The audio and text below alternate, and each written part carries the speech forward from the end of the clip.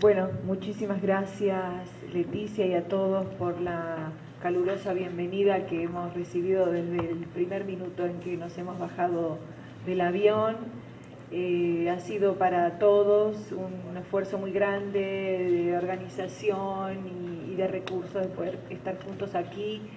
Hemos recibido el apoyo del área de grupos de trabajo de Claxo para poder llegar desde los confines del mundo hasta aquí. Nosotros hoy estamos presente parte del grupo, Miriam Villegas de La Paz, Fernando Cajas de Guatemala, Claudia Uriarte, que es aquí de la UNA, y Boris Tristá de Cuba, y mi nombre es Judith Naidorf de la Universidad de Buenos Aires. Nosotros, como grupo de trabajo, hemos ingresado en esta última convocatoria a la apertura de grupos de trabajo, es decir, nuestro grupo de trabajo fue aprobado para el periodo 2013-2016. Teníamos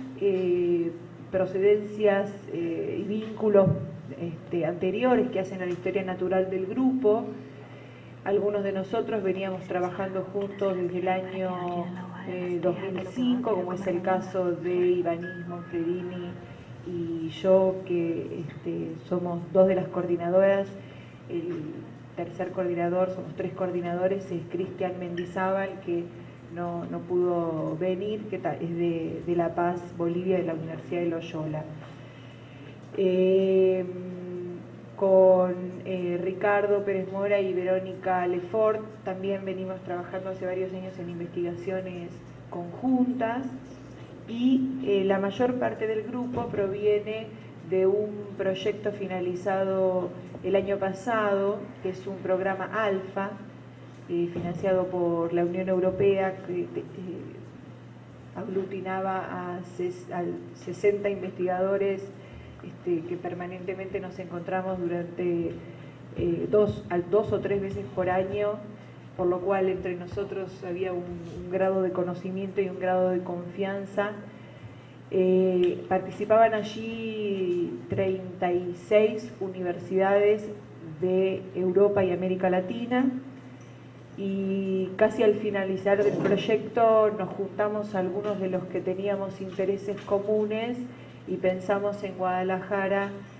en el año 2013 en la posibilidad de conformarnos como grupo de trabajo y continuar indagando sobre lo que nos preocupaba. Somos todos personas interesadas en las políticas universitarias y en las políticas de ciencia y tecnología desde una perspectiva latinoamericana. Desde Latinoamérica somos todos personas que residimos en América Latina, que nos hemos formado algunos en otros países, pero que todos vivimos en América Latina, y considerábamos que los estudios, principalmente en el área de ciencia y tecnología y de ciencias latinoamericanas, estaban siendo principalmente contados, relatados, por decirlo de alguna manera, por organismos como la OEI u otros que reflexionaban acerca de cuáles habían sido los cambios recientes. Cuando digo recientes me refiero particularmente a partir del año 2000 hasta hoy en día, cuáles habían sido los cambios en el escenario latinoamericano y los cambios en el escenario en torno a las políticas del conocimiento y las políticas de ciencia, y en particular las políticas de ciencia para las ciencias sociales. Entonces decidimos, hay varios de los integrantes que provienen de distintas áreas, 3 ingenieros, hay sociólogos, hay especialistas en educación, digamos, todos en sintonía con esta preocupación, y considerábamos que era necesario poder pronunciar desde Latinoamérica cuáles era nuestra visión acerca de cuáles habían sido los cambios acaecidos muy relevantes en relación con otros tiempos históricos sobre lo que es la ciencia social en América Latina y los cambios en las políticas científicas y la orientación a prioridades en general. Cuando pensamos el proyecto, que también, del cual también participan jóvenes investigadores, nos inspiramos particularmente en el pensamiento latinoamericano en ciencia y tecnología, o la Escuela de Pensamiento Latinoamericano en Ciencia y Tecnología, que fue aquella experiencia de la década del 60 y 70, donde un grupo también de investigadores latinoamericanos intentó buscar una fórmula propia a partir de las teorías de la dependencia y de otras que planteaban una lección no bien aprendida, porque continuó siendo, que es aplicar las fórmulas de los países centrales a la resolución de nuestra forma de encarar las actividades en la universidad, de investigación, de posgrados y de utilización u orientación particular de la ciencia en nuestros países. Ellos eran herederos de un cambio relevante que se había dado en varios países latinoamericanos alrededor de los años 50, donde el Estado cobra centralidad, donde organismos internacionales comienzan a inyectar, Fundación Rockefeller y otros,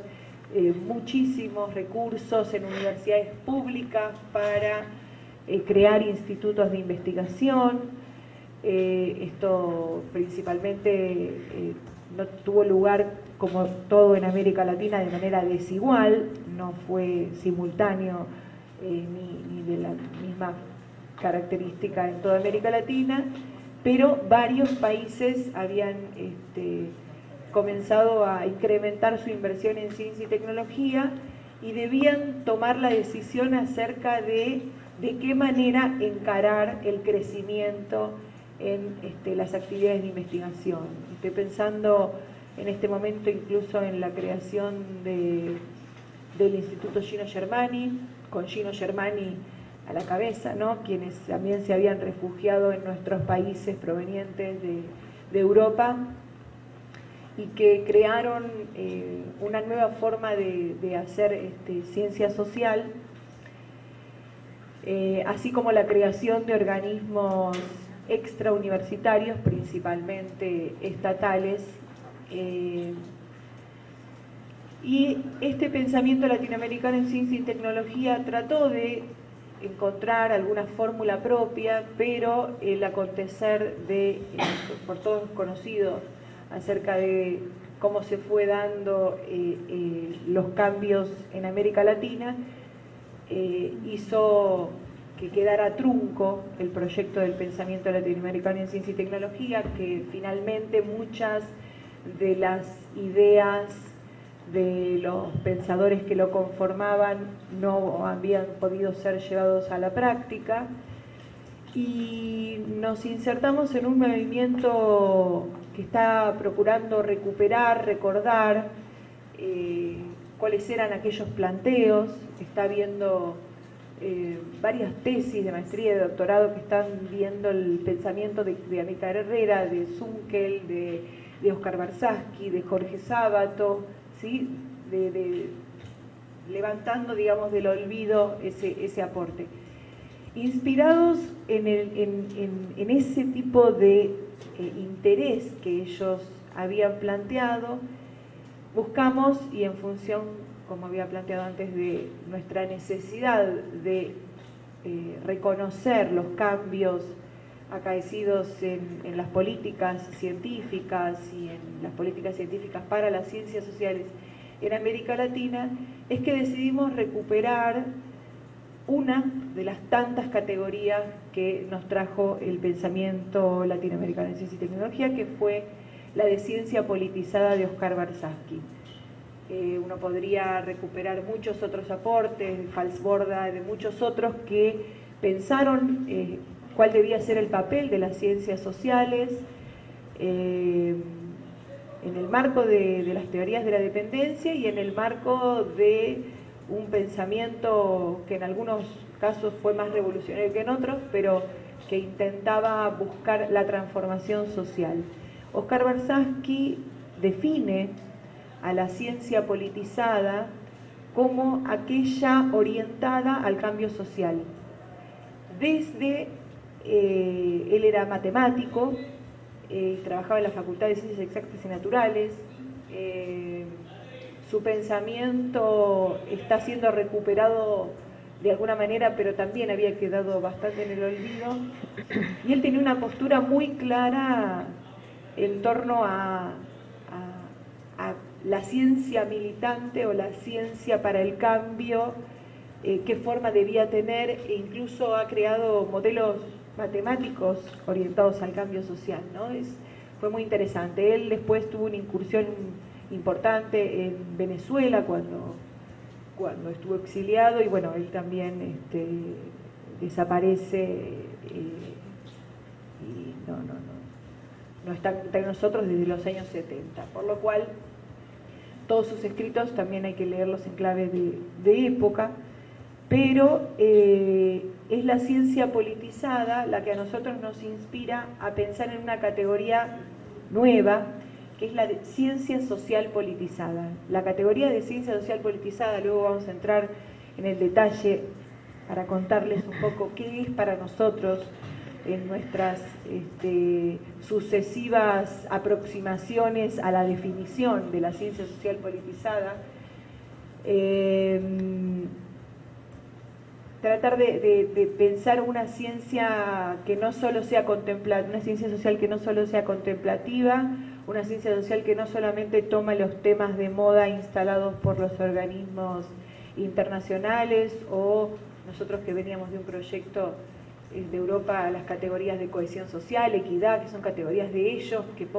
muchas veces tienen que ver con la comprensión de nuestras realidades, o cuáles son las categorías que nosotros necesitamos para comprender nuestras propias realidades, nuestras elaboradas incluso por nosotros. Cuando hablo de nosotros estoy hablando de nosotros muy amplio, no nuestro grupo de trabajo. Y por otro lado, un segundo interés que tiene que ver con el uso del conocimiento científico y el uso del conocimiento en las ciencias sociales. Ese tema tan controvertido, tan difícil de ser abordado para no caer en una visión utilitarista. A nosotros nos piden rendición de cuenta de cuáles son nuestros aportes, de qué manera nosotros estamos contribuyendo a la solución de los problemas latinoamericanos, y más allá de nuestras dificultades para poder contestar de manera simple y sencilla, lo cual sería imposible, a esa pregunta, sí sentimos que en América Latina tendríamos que estar pensando, y yo pensaba en relación con lo que vos planteabas sobre la creación de los nuevos posgrados, es una oportunidad de plantar una postura desde el principio, ¿no? En nuestro caso, por ejemplo, la maestría en educación en la UBA tardó muchos años en salir a la luz, y cuando salió a la luz se denominó maestría en educación, pedagogías críticas y problemática socioeducativa, planteando desde el inicio la perspectiva crítica como la perspectiva relevante, la perspectiva que consideramos debe orientar las ciencias sociales, ¿no? Luego, a muchos de estos temas que estoy dejando así abiertos, planteados, espero que lo podamos ir desarrollando a lo largo del evento. Hay una categoría sobre la que hace un tiempo venimos algunos trabajando, que es la de movilización del conocimiento. La categoría de movilización del conocimiento surge en Canadá. Ellos tienen su propio,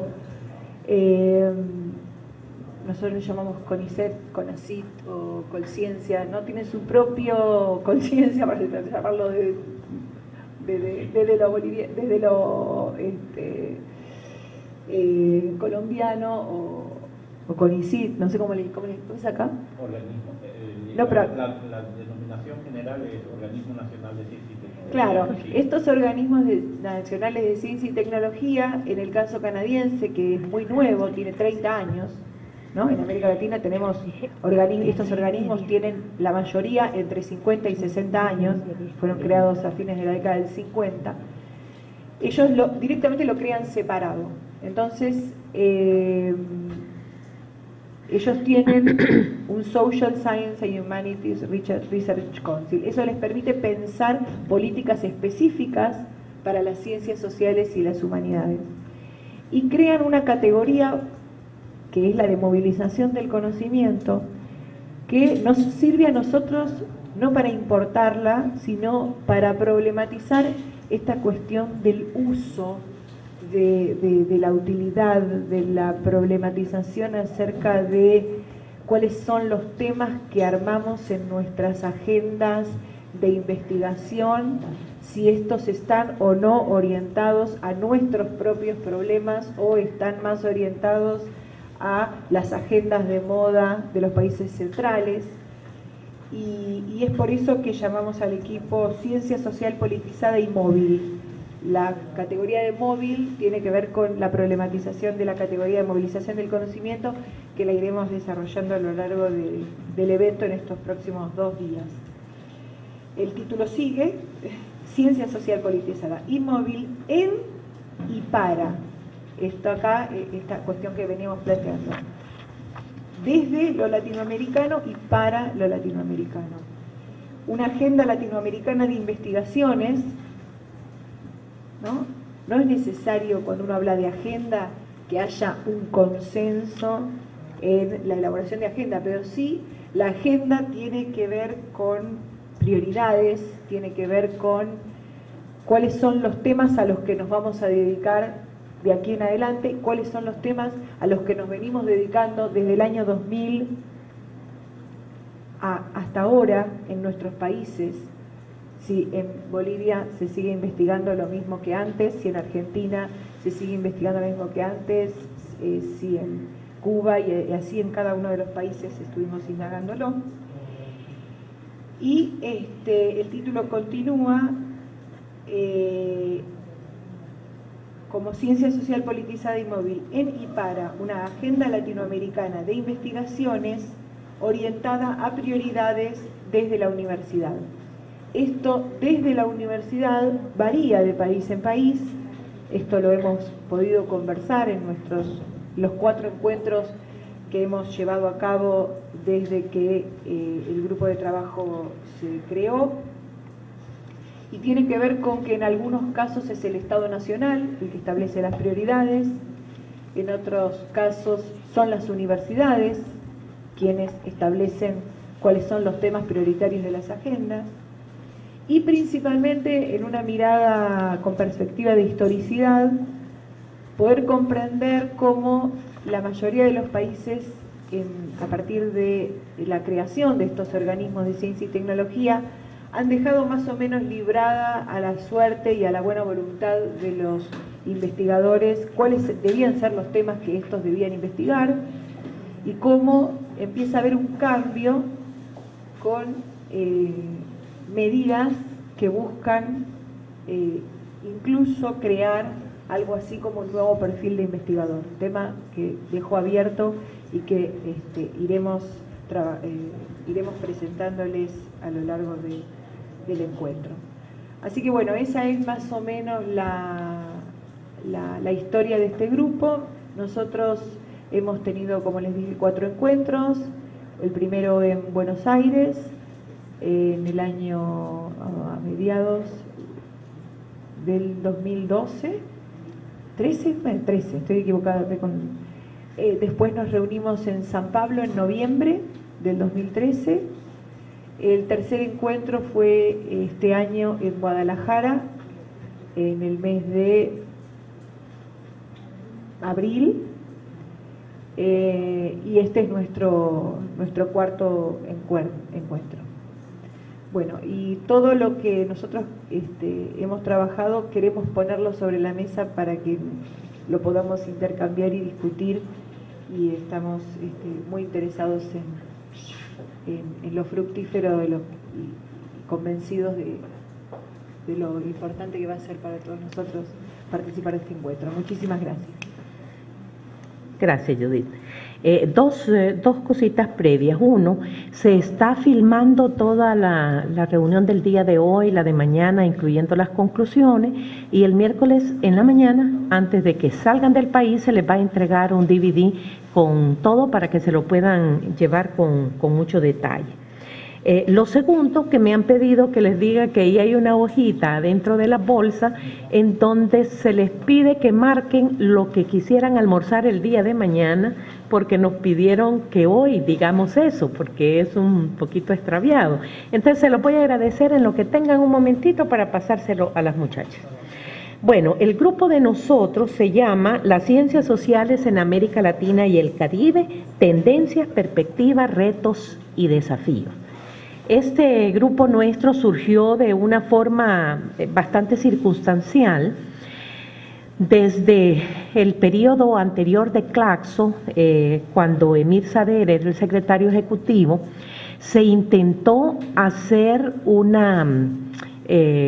manifiesto sobre las ciencias sociales, y para ello decidieron constituir un grupo que empezara a discutir sobre estos temas. Ese grupo se reunió una vez nada más, avanzaron un poco, pero quedó en suspenso y no lograron plantear ese manifiesto sobre las ciencias sociales en América Latina en la reunión que tuvimos en 2012.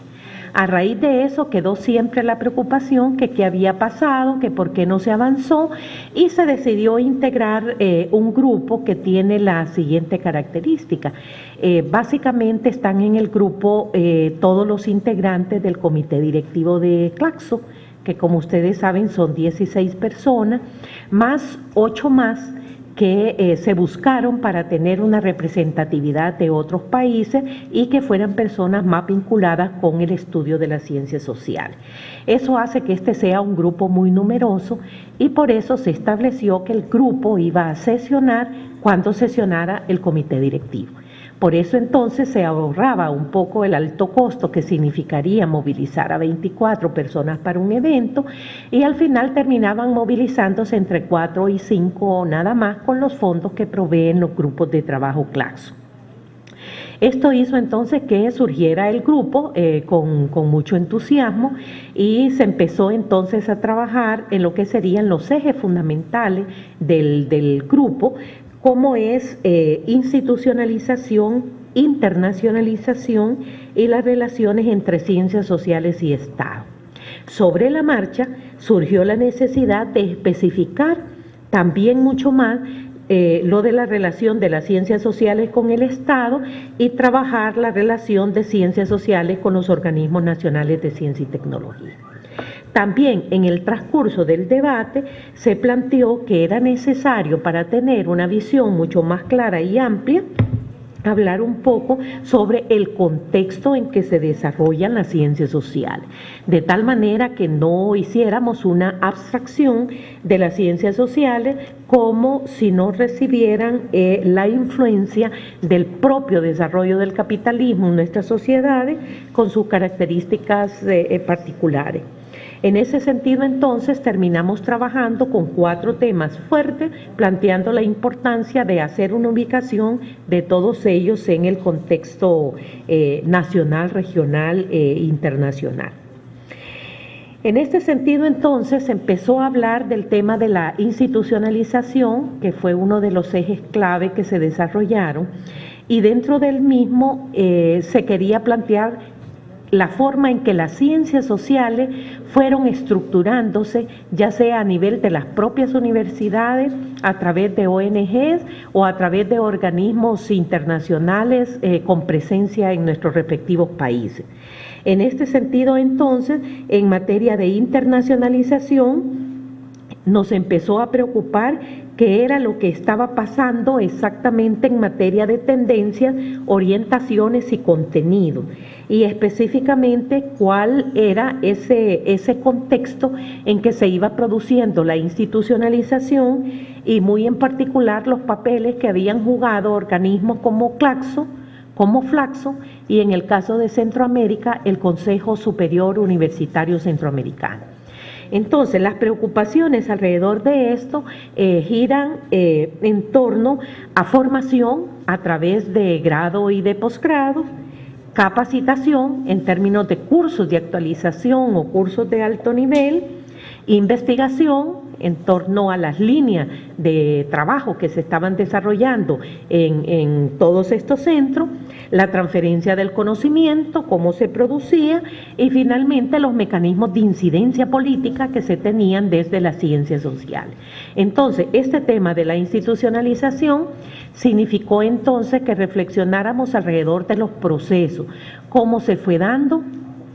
qué factores contribuyeron a impulsarlo, qué obstáculos se fueron presentando y en qué punto nos encontrábamos ahora, tratando de destacar no solo los puntos de coincidencia, sino también las desigualdades que se iban dando por regiones, cómo se avanzó en algunos ejes en muchos países y cómo en otros se avanzó en otros o se avanzó muy poco dentro de ellos. En el tema de internacionalización, este fue un tema que también nos preocupó e incluye un conjunto variado que va desde el consumo del conocimiento, es decir, la forma como en estas instituciones se utiliza la producción de conocimiento de otros países a través de los textos y de la bibliografía, y la forma y la procedencia de los mismos, si es una marcada influencia de Estados Unidos, si es de Europa o si es de América Latina. Inclusive uno de los estudios